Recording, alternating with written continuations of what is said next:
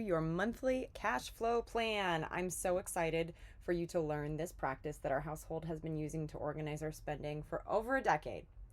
Every month, we sit down with this spreadsheet. It has evolved over time, and our envelope system, and we spend our money on paper on purpose before the month begins. Our envelope system looks a lot like this one that you can get from Amazon. It's like $10. You could also use paper envelopes like these, or you can do whatever works for you. Some people use an app on their phone. Some people like to use it digitally. That doesn't work super well for us. But I always say that budgeting methods are kind of like fitness. Just use the best method that you will actually use. All right, so the cash flow plan method is cool because it works for individuals, couples, households at any income level. You can do this whether you are in massive debt or totally debt free.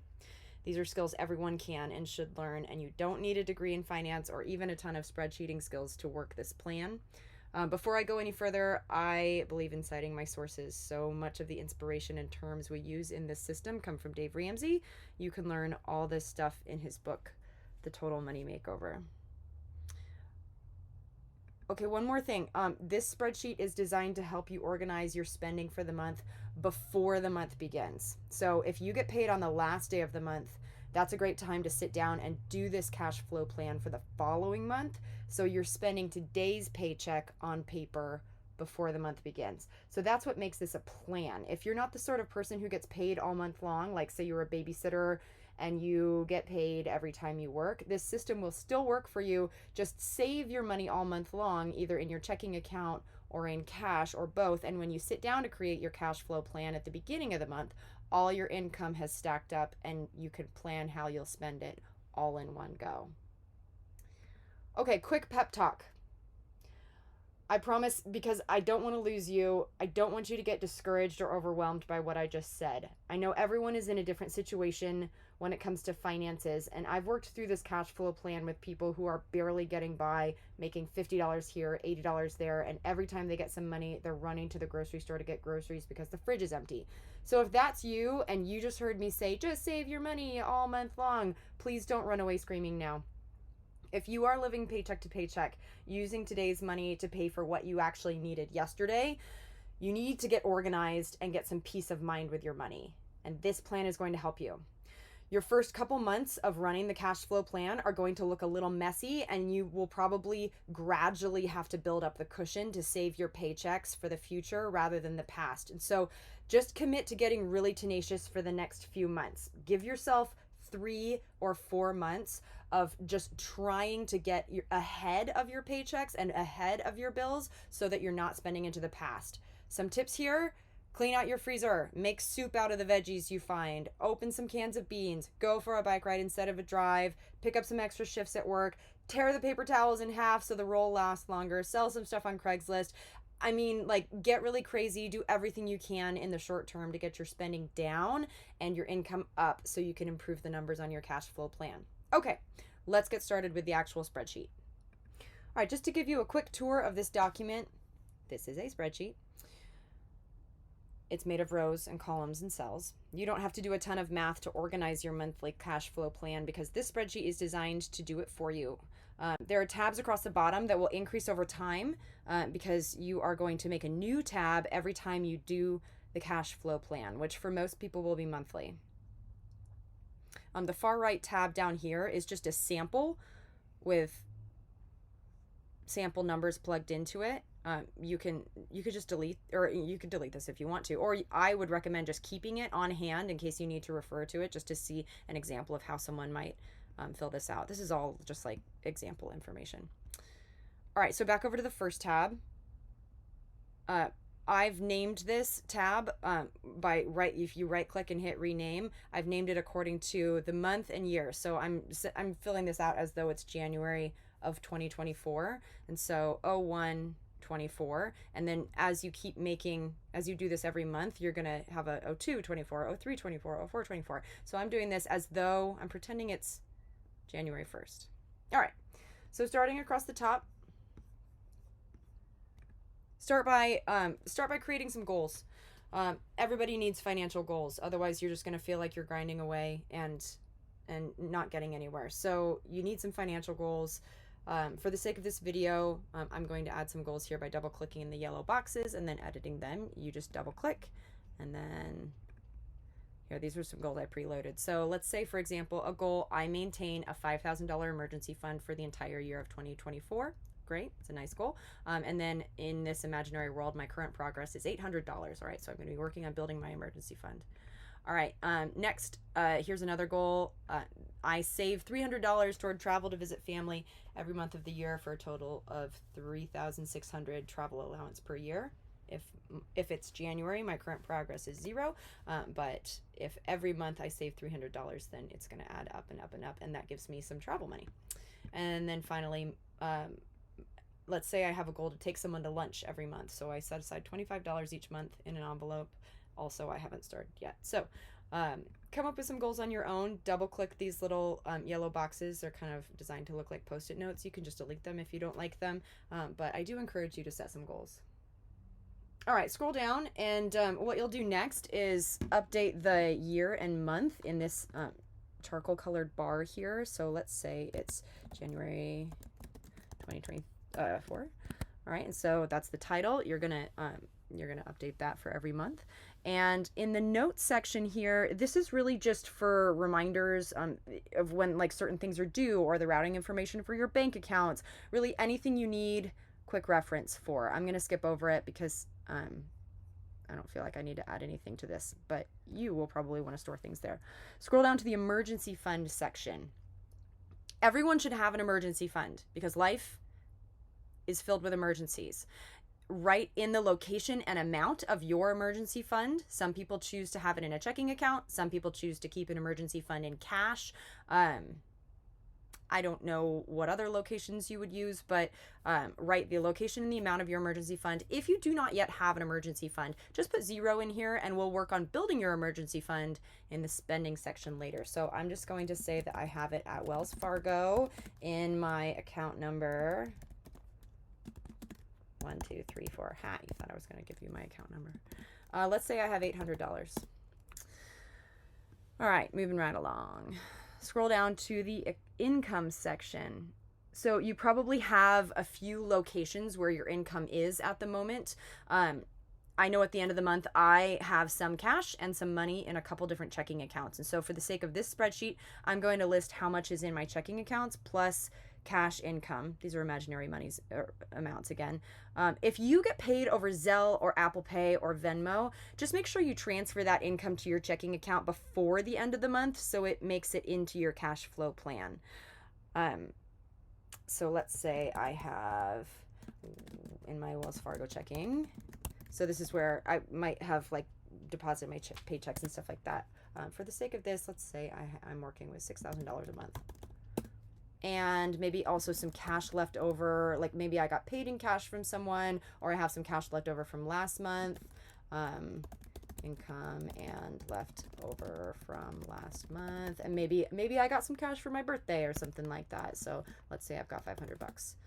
Cool. All right, so you will notice that this blue bar here and this blue cell is automatically adding up the sums for this column. And so there are this blue line here, and then at the bottom of the expenses is also blue. Don't touch the blue ones unless you know how to change up equals and sums and stuff like that. So you don't need to enter that in. The spreadsheet will automatically add it up.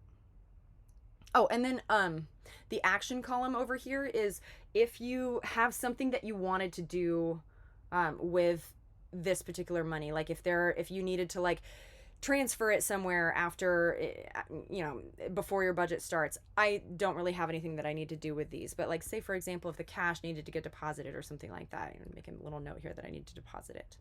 All right, let's scroll down to the expenses section. So what you're going to do next is you're going to enter your expenses item by item with the amount of the expense as a negative number, so with a minus next to it. The goal, and I'll talk more about this later, is that you have a zero-based budget. So meaning your expenses are equal to your income. You'll know you've done this right when you've spent all your income on your expenses, which also includes saving and investing. So I've preloaded this cash flow plan with a bunch of line item descriptions.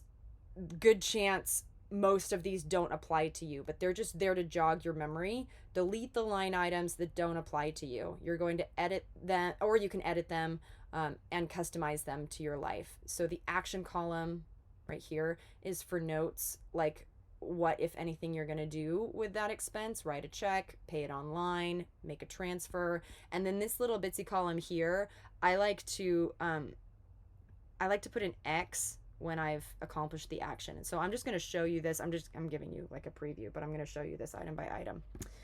All right, working from top to bottom. In this example budget, I'm going to say I don't have a mortgage payment, so I'm going to delete this. And I'm assuming you know this, but you can right click on the row to delete the whole row. But let's say I pay rent. So remember, you make all your expenses minuses. So with that, let's say my rent is $1,000. Let's say my rent is $1,200. All right. And then the action, remember what I was saying about the action, this is going to be Venmo to roommate, if that's how I pay my rent. For home expenses, this is for things like supplies for the house, cleaning supplies, toilet paper, paper towels, decor, things like that. Let's say you set aside $50 a month for that, and that's going to be cash. Oh, by the way, I've preloaded this spreadsheet to automatically, anytime a cell says cash, it's in green, because that will make it really easy for you to view what amounts you can stuff into your envelopes at the end, and I'll tell you more about that. All right, so groceries. Let's say you spend $500 a month in groceries, and that's going to be cash too, because you're going to put that in a grocery envelope. Next is restaurants. I mean, this is up to you. You don't have to put money in a restaurant's line item. If money is really tight, I recommend eating out of the grocery store for the majority of your meals. But if you really enjoy going to restaurants, if you feel like you have the extra money to spend on restaurants, then it's probably worth creating a line item for restaurants just so you don't spend like crazy. I'm going to leave this one blank for now and see kind of how my budget shapes up. And then maybe I'll come back and treat myself with a little bit of restaurant money after I see the way the rest of my expenses have shaped up. All right, in this imaginary world, I'm going to say that I don't pay for water because it's included in my rent, so I'm going to delete that row. I also am going to say that I don't pay for electricity because it's included in my rent. I'm going to delete that one, and I'll delete the natural gas, delete row. I am going to say that I do pay for internet. Let's say I share it with my roommates. Let's say it's $80 a month, and so I pay 40 of it, and that is going to be Venmo to roommate.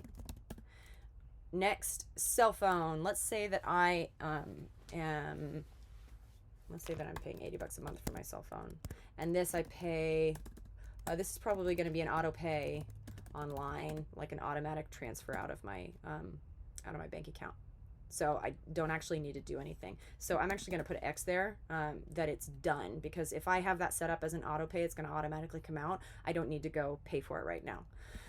All right, next line item, transportation, which includes gas for cars. Let's say I spend $500 a month on gas. That seems a little high, but I don't know. And that's going to be in a cash envelope. Cool. Next is car repairs. You should have an envelope for car repairs. Car repairs are not an emergency. They're something that you should be able to predict. Maintenance is part of life. And so oil changes, tires, and all the regular car maintenance that is required by being a responsible car owner should be covered by a car repairs envelope. So maybe this is something that you save up over time. Like maybe I don't have anything saved up for car repairs right now, but I'll put $200 a month into it until I build it up to like $1,000 or something like that. And maybe I'll make a little note in here. Add $200 per month until builds to 1,000. Oops. Believe me, you will be so happy with yourself when you have the cash in a car repairs envelope in order to pay for a repair that comes up, as opposed to having to put it on a credit card. That's going to be cash. Okay, so the next line item is for any amount of debt repayment. Let's say I'm debt free. I'm going to remove all of these. Actually, let's not say I'm debt free. I feel like most people probably are dealing with some sort of debt. So let's say I've got a credit card that I'm trying to work to pay off, right? I'm not using it to for my expenses, but I'm trying to pay it off and get it down to zero, so I'm not using credit cards anymore. And the amount that I still need to pay is more than I have, but let's say I can pay $500 on it right now. And I'm just going to go ahead and do that pay online right now. So what I'm going to do is I'm going to pause, I'm going to open up a new tab, and I'm going to pay $500 for my credit card, and then I'm going to come back and I'm going to keep going. All right, that's my only debt, so I'm going to delete those. All right, so for subscriptions, those are things like Netflix, Prime, Spotify. You'd be surprised, maybe you wouldn't be surprised, but the number of times people have subscriptions that they just totally forget about. And in fact, these companies that get you on subscriptions are counting on you forgetting about them. So it's worth adding your subscriptions as line items so that you every month remind yourself that you have this as an expense, and maybe it's a moment to decide whether you want to keep going with that expense. All right, so let's do Prime. Oh, I don't know how much it is these days. Let's say it's $20 per month. This is all per month, by the way. Netflix. I also don't know how much that is. Let's say it's $17 per month. And then Spotify. I have a Spotify membership, so I think that's like $16 a month.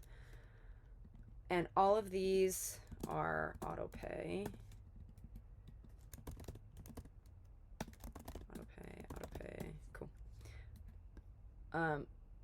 I am not a fan of having a line item for Amazon shopping. I think that anything you buy on Amazon, like, should come out of home expenses or clothing expenses. Like, it should come out of the other categories.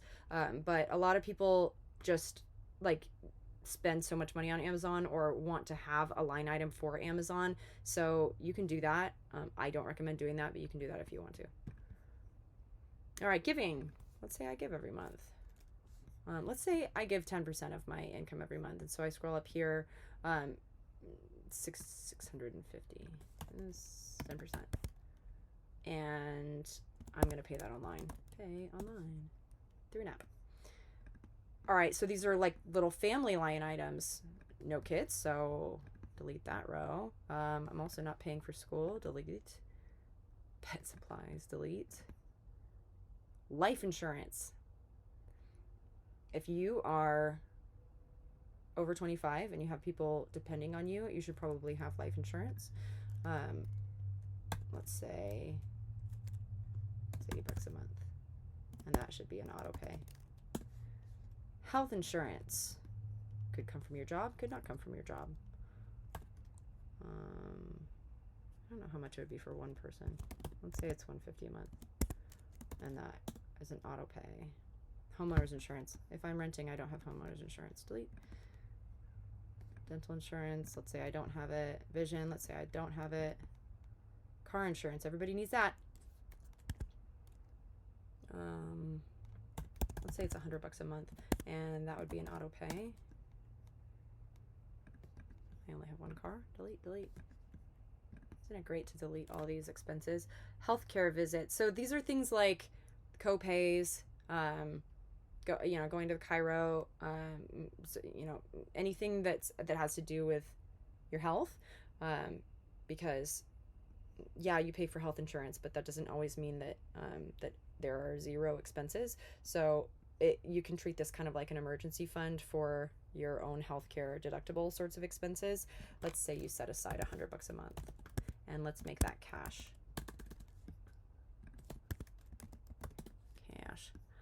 Fitness. So this might be something like a gym membership. Let's say I've got a gym membership. And let's say that's an auto pay. Massages. Let's say I'm not buying massages these days. Meds and prescriptions. If you have a regular expense that is a med or a prescription, this is a great thing for that. Therapy, coaching, other. If you pay for that, put that in there.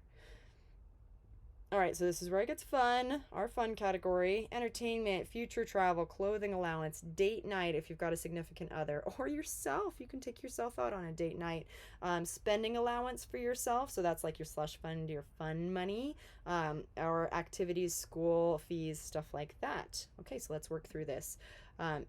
There are a lot of ways to categorize all of these, and so I'm actually going to delete the entertainment because I'm gonna keep that in. I'm just gonna let my spending allowance cover all of this. Future travel, though, I think it's worth spending ahead for future travel, especially since I have a goal up here that not this one. For some reason, they're not showing up. I save $300 toward travel to visit family every month of the year for a total of $3,600 travel allowance per year. So if I want to save $300 toward travel every month, then I need to do that in this line item. Future travel, 300.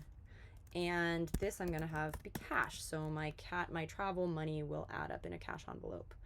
Clothing allowance. Some people set aside money for their clothing every month that's different from their spending or their fun money. I kind of like that. So let's say $50 a month. That's not that much. Let's say $100 a month, and that'll be cash. Date night. If I have a significant other, we want to spend time together. Let's say $100 a month. That's not enough. Let's do $200 a month, and that'll be cash. Okay, spending allowance. So this is just my personal spending allowance because this is a budget for one person, or a cash flow plan for one person. What do you think you're going to spend? What do I think I'm going to spend just on fun things this month? Let's give me $250, and I will take that in cash, please. And then children's activities, school fees, no kids, delete. Next is taxes. So federal, state property taxes. In this imaginary world, I'm pretending that all my taxes come out of my paycheck. So that automatically already left my paycheck before my paycheck was deposited to my bank. So I'm going to delete these. If you are the kind of worker that does not get your taxes taken out before you receive the money, you should talk to a professional or find out on Google how to how to pay your estimated taxes. I'm not a tax advisor. Save, house down payment, vehicle purchase, etc. If I'm saving for a house or something like that, this is the line item where I might set something like that aside, and that would be, let's say I'm trying to save $500 a month toward my next car or something like that. And let's say this is cash. And some of these line items are going to be pretty large. And so like for vehicle purchase or something like that, this might be something where I create a new bank account online that stipulates for like vehicle savings or house down payment or something like that, so that I am not stockpiling a bunch of cash in my house, because I understand that might feel a little bit unsafe to some of you. All right, let's say I'm going to skip over these line items. And then for incidentals, these are the sorts of things that come up and are not regular expenses, but might be the sort of thing that you do need to budget for and that you know is coming up. So like it's January 2024. Maybe I have a friend's birthday trip coming up. Friend's birthday trip, and I definitely need to save some money for this trip as well as for a birthday present or something like that. Let's say we're going to Vegas. $350, and I'm going to leave that online. And then next is I'm going to remove the next incidental.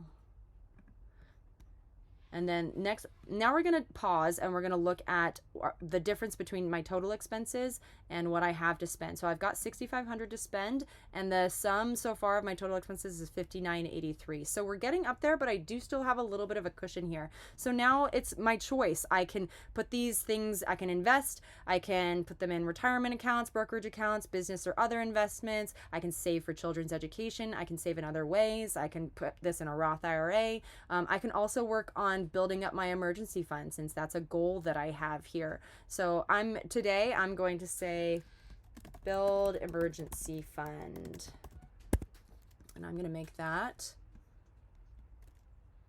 $517. And so $517 took me right up to $6,500, which equals the amount that I had to put toward expenses. So remember, I talked about a zero-based budget, which means that the amount that you have in your income that you have to put toward your expenses should be all spent by the time you get to the bottom of this column. And so I have a zero-based budget. I did it right, and so now the only thing I need to do is go grab some cash and stuff my envelopes so that I have that cash over the course of the next month to spend on my expenses as the month rolls out. Exactly how I do it. And if you want to do this exactly the same way I do it, then when you want to go get groceries at the grocery store, you'll pull some cash out of your grocery envelope and spend that at the grocery store rather than just swiping the card. So using envelopes is a great way to understand what you're spending and where. I'm so excited for you to start learning this system. I mean it when I say using this tool consistently every month has completely changed the course of our lives. I hope it will have a similar positive impact for you. Take care.